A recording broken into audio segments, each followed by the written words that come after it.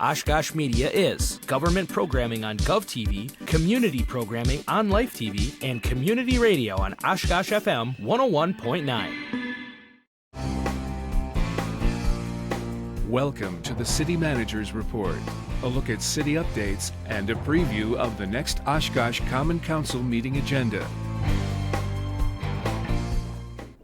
And thanks for joining us for the City Manager's Report. I'm Andy Radig here with your City Manager for the City of Oshkosh, Mark Roloff. Mark, thanks for being here. Great to be here, Andy. All right. Well, the first half of today's show, we'll be talking about some municipal news highlights.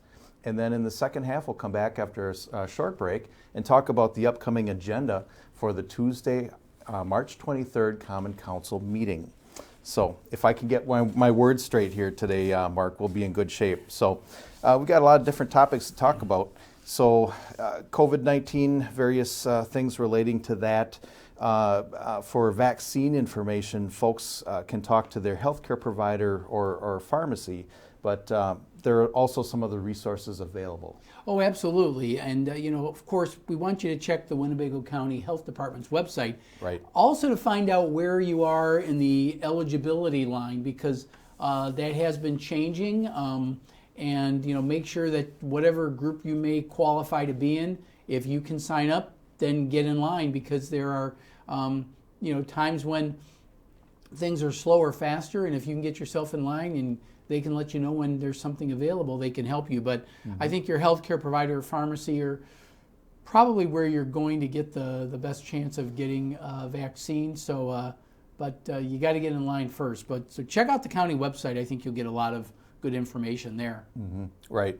And also there are some opportunities for free transportation to get to those vaccination appointments with Go Transit. Go Transit has been working with some of the other area transit agencies to offer free transportation. So take a look at the Go Transit website. There's information on how to do it. It's pretty easy. I mean, we're kind of using the honor system, but that's okay. You're only going to get this one time, so right. or two times. Well, depending on which one you get. But we want you to be able to not have any reason not to go and get your vaccine. It's really important. We need to get the vaccination numbers up as much as possible in order to us to get true herd immunity for our whole community. So, help yourself, your family, your loved ones, and your entire community by getting a vaccination. Okay. And that information is also available through the county health department website about the transportation. So you can take a look there.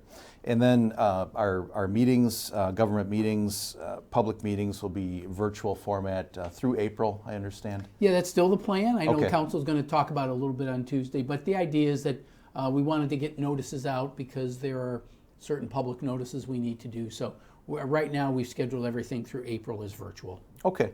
And then also we just like to remind folks as well that City Hall is open. Sometimes I think there's been some uncertainty about that, but City Hall is open, and in addition to being open, there are online resources available for folks. We absolutely want to keep encouraging people to use the online services, and maybe that's why it doesn't look so busy at City Hall, because there are a lot of people who are using it, and they're more comfortable with it, and we've learned to get better at these types of services, so we're really happy that we're able to do that. But this is the list of all the different services that the city offers that you can do online. So absolutely, take a look at it, take advantage of it, because we want you to feel comfortable conducting business with the city, and here's a great way to do it. So check it out, and hopefully we'll see you online or here at City Hall. Okay. And one of those services that City Hall will be busy with in the near future is our elections. And so I understand that the City Clerk's office mailed out nearly 4,000 absentee ballots this week. Right. They couldn't start sending them out until I believe it was March 16th. So people should start receiving them in the mail if they haven't already. So look for those. I believe the last day to request an absentee ballot technically requested by mail is Thursday, April 1st. But logistically, the clerk's office really recommends you not wait until that April 1st deadline, because the chances of you getting it back are a little going to be tough, especially if it's to an out-of-town address. That's right. And then, just for folks so that they can understand their what they need to do with it. If they're returning an absentee ballot, remember to sign the envelope and also have a witness sign as well. And there you see the envelope on the right where the yellow shaded areas are there. The top is your the voter's signature, and then the lower section is for a witness. Yeah, and the whole idea is, for their security to ensure that that's the person. And, it works very well, but you got to remember to do it. So please do that. And that's a sample ballot that you see on your left. So that's, it's not a big ballot, but it's a lot of the local races. So we want to make sure people are getting their votes in. Local government, I guess I have a little affinity and a little preference for that, given our line of work here, Andy. But these are important races, so make your voice heard and vote on April 6th. And this is a good way to do it if you want to do it early. Local politics. And then these ballots can also be returned at the secured drop box in front of City Hall. And there's the front door of City Hall. The drop box is over to the left side, and we have another image. There it is, the close-up, the secure drop box. So we encourage folks to be able to use that. And we pick up from that on a regular basis. Right. So you'll know that your ballot is going to get picked up very quickly and get in the system. So you'll be it's very safe and secure for you to vote that way. And then those ballots do need to be returned by April 6th, Election Day. And they may also be mailed, but just keep in mind that it takes time to get through the mail. They need to be at City Hall by April 6th. So, and if folks are not doing absentee ballot, returning it to the drop box, they can also vote in person for early voting. That starts on Tuesday, March 23rd, and it's going to continue through Friday, April 2nd, just on weekdays. Technically, City Hall is closed on Friday, April 2nd, but the clerk's office will be open for you to do some early voting. So don't be intimidated by some of the offices not answering the phone that day. Clerk's office will be open and ready to take your drop-in voting ballot. And remember to bring a photo ID along with you. And then actually the election day itself is Tuesday, April 6th, and polls are open from 7 a.m. to 8 p.m. Yeah, and you can check the city's website or My Vote Wisconsin website, or at any time you can always call the city clerk's office at 236-5011. Okay, if there's any additional details that anybody would like to follow up on. Okay, and then along that same topic, it's important for voters to learn about the candidates, and Oshkosh Media has several candidates forums available for viewing that were produced in association with the League of Women Voters. So there are forums for the Oshkosh Common Council and Oshkosh Mayor races, as well as Winnebago County Executive and school board races, and also stated superintendent schools. Yeah, they're they're all on the ballot, and we were able to secure a tape of the superintendent of schools. That wasn't done by Oshkosh Media, but our folks in Oshkosh Media were able to score a copy of that for it to share with our local voters, which I think is wonderful. So you can check the GovTV schedules at oshkoshmedia.org to get all that information. Okay, or you can also watch on demand on the Oshkosh Media YouTube channel, so you can check that out. Okay, and then Mark, we're getting into construction season here. It's getting, we're getting past winter, and we're starting to see some barrels coming out. So West 9th Avenue is a major project. It's going to be starting any day now. There's Oakwood Road to Linden Oaks Drive on West 9th, goes all the way out there. So just west of Mercy Hospital, all the way out, pretty much to the edge of town. This work includes widening of the street to 48 feet wide, concrete pavement, and that's going to, in that 48 feet, you're going to have parking lanes as well as bike lanes. And then in addition to that, you're also going to have underground utilities are going to be installed there. It's going to be curb and gutter, so urban type of street as opposed to the ditches that you see out there currently. Sidewalks and the driveway aprons are going to get replaced as well because of switching over from ditches to curb and gutter. Just changes the profile of the street. So you're going to see a lot of work out there. Much needed, but now everything out there is, both sides are in the city of Oshkosh, which is really main reason this project took so long. Now that all of this is in the city, we can get it all done. And I'm excited. I know a lot of people we've heard from over the years that have been waiting for this project to get done. That was in the town of Algoma previously, so that's why the ditches and everything else. Right, and so it had to wait until it was all inside. Both sides of the street were in the city. Now it's all done. You're going to see a very, very urban type of section, and I think you're going to like it for biking, walking your dog, all that good stuff. Sure. All right, that sounds good. And then another project that's starting up is the Oregon and Fond du Lac Road sanitary interceptor sewer construction. That's a mouthful. Yes. It's going to begin the week of March 22nd. This is the kind of the fourth phase in that whole Oregon Street reconstruction. Okay. But now we're just doing the sewer, and you can see that sewer from 28th out to Waukah, both Fond du Lac Road as well as Oregon Street. And as a result of this, because of the work we're doing on Fond du Lac Road, we're going to be able to eliminate the Waukah Avenue pump station. So we don't have the electricity or any of the problems that you could have with that. Sure. So it's really going to improve the reliability of sewage collection in that area. Okay.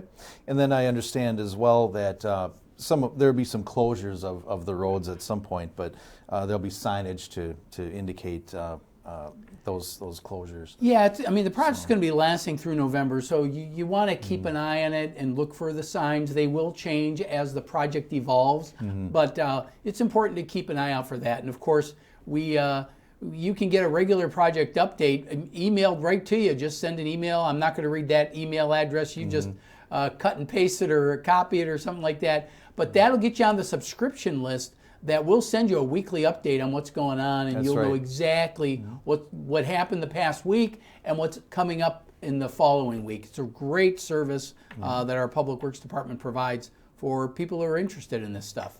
Okay. And this project is expected to last through November of this year, I understand. Yeah, and it'll take a while, and because of the volume of work getting done there, it'll change all the time. So subscribing to that service will really be a good idea if you want to keep track of it. Okay, perfect. All right. And then another item that we're aware of is that Oshkosh's Metropolitan Statistical Area designation might be in jeopardy. I guess if you can give us a little bit of background about what this is. Every census, there's always some little statistical trickery that the feds try to do. In this case, the Oshkosh-Neenah area is designated as a metropolitan statistical area. I don't need to get into the details a lot, but basically they have to have a central city of at least 50,000, that's us. And then the federal government maintains a great deal of statistics at the MSA, Metropolitan Statistical Area level, that we use for economic development purposes. Business use it for research purposes. They're proposing to change the designation for an MSA from 50,000 to 100,000 for the central city. So because Oshkosh is only 68,000, that would eliminate the Oshkosh-Neenah MSA, even though our area is over 100,000 people. Because the central city's not 100,000, we'd be eliminated along with 4 other areas throughout the state of Wisconsin. So a couple of them are in Congressman Grothman's district. Congressman Grothman has already notified my office that they've signed on to a letter in opposition along with several others, but they want to get, I think the feds want to cut in half the number of metropolitan statistical areas, and the argument is well, we've grown so many over the years, and it's like, well, the United States is more of an urban country than it's ever been. Having that data is important. And then the most important thing for us, Andy, it typically comes down to dollars and cents. It's funding. It's funding, and the possibility of us losing federal funding increases because even though the Office of Management and Budget don't use those statistics for funding purposes, all the other federal agencies rely on that data, and I guarantee you that funding for our community development block grant program, the recent money we looks like we're going to be getting from the feds with COVID relief, that's all based on that same formula. Okay. So you can't say we're not using it. So it's extremely important for us to keep that MSA designation, and I appreciate Congressman Grothman's office support for it, and I think some of our senators are also going to be on board with it as well. Okay, and so this is something we'll just keep an eye on. Oh yeah, big time. Okay, all right, very good. All right, something totally changing gears here a little bit, Mark. We've got something kind of exciting. When Menominee Park Zoo opens, there will be a new bald eagle. We have a brand new 6-year-old male bald eagle, and its name, we had to double check this, Andy, is Cayuga. We got it from Cornell University's Wildlife Health Clinic in Ithaca, New York. And since 2015, the eagle's been under rehabilitation and care because it had a gunshot wound. Right. And it's partially lost its left wing, but prevented it from being released back into the wild. But that is a magnificent bird. Look at that. We're so excited. But after careful consideration, the Cornell Raptor program thought Cayugas would be in better shape if it was at a zoo. Yeah. And we met all the little criteria. And so Cayuga is ours, and we're so excited to have it. I know if you want to go there, Menominee Zoo opens on May 1st, 2021. So check it out, and you'll be able to see Cayuga. He's gotten used to his surroundings. At first it was a little, you're always concerned, but Cayuga's digging his new digs, and so we're really happy that we're going to be able to have this eagle exhibit. And there's so many people that help fund this position, certainly Tom and Penny Herrenberg and their foundation, but so many other donors in the community that did that, and we're just happy to have this addition to our zoo. And it's great to be able to see a bald eagle up close. That's quite an opportunity, and the educational opportunities will be wonderful over there too. So kind of a neat thing coming up this season. So Mark, another major thing coming up, and this is a little bit different this year, the State of the City program. It'll be virtual. State of the City's gonna, its unveiling is gonna be Monday, March 22nd at 7 p.m. It's not gonna be at the convention center because it's all virtual. So look for it that day. It'll be on Facebook Live, GovTV, all our other channels and everything. But we're doing a lot of the things we've always done. We're gonna take a look inside city operations this year and take a look back at what we've accomplished over the past year, and then look forward to 2021. But also our community partnership awards and citizen service awards and recognitions of individuals who work to make Oshkosh a great place, recognizing our neighborhood associations, a lot of really cool things.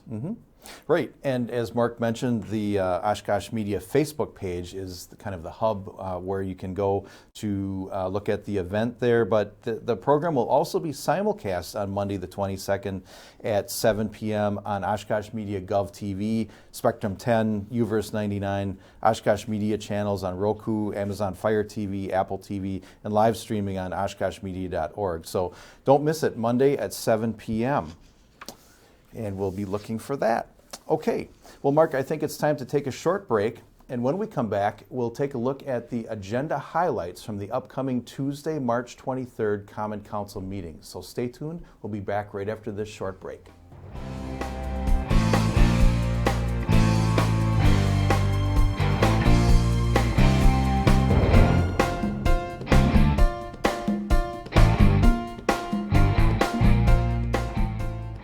Hello, I'm City Manager Mark Roloff. Join us for State of the City 2021, a special virtual event on Monday, March 22nd. We'll update you on the progress that Oshkosh has been making and share some stories about how that progress came to be. Following the presentation, we'll honor community members and groups who help support our city. Please join us for this year's special virtual State of the City event, Monday, March 22nd at 7 p.m. on Oshkosh Media Facebook, Oshkosh Media GovTV, Spectrum Channel 10, UVerse Channel 99, or streaming to Roku, Apple TV, and Amazon Fire TV devices. Please join us for State of the City 2021.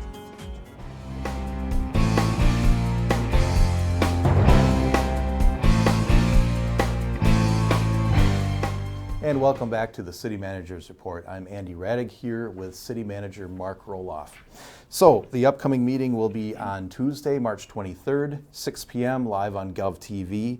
A lot of things we're talking about on the agenda today, Mark. There's an agreement between Fox Valley Technical College and the Oshkosh Fire Department.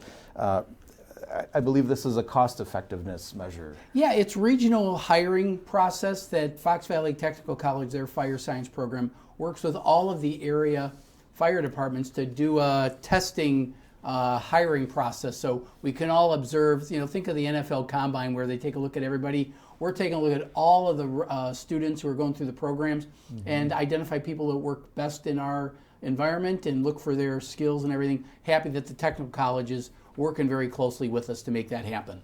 We're looking at some video there from Fox Valley Tech where the students are training, so very good. Okay, and then next item is that we have some work or some improvements that are happening at West Haven Circle Park. Yeah, this is a contract to, what we do is we have a limited budget for each of our playground projects, and essentially we work to get a proposal from a firm, and we've got a great concept that we shared with the residents out there in the West Haven Circle Park area, and here's the rendering of what it's going to look like. So great improvement, a lot newer safety devices, as well as the flooring is a lot easier, a lot bouncier for the kids. Sure. It's about $190,000, but it's certainly an improvement that I think you're going to see improved safety and lots more fun out there with that. And then similarly, right after that on the agenda, we also have a bid to have some baseball work, field work done over there.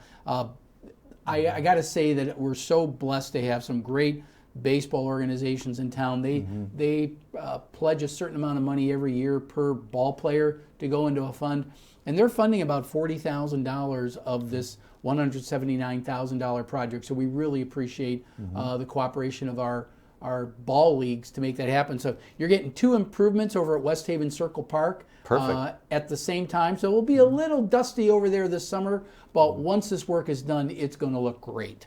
And that'll be a wonderful thing for the neighborhood and some needed improvements. So very good. Okay, and then also, as we spoke a little bit earlier about some construction projects, so CP Avenue is on the agenda.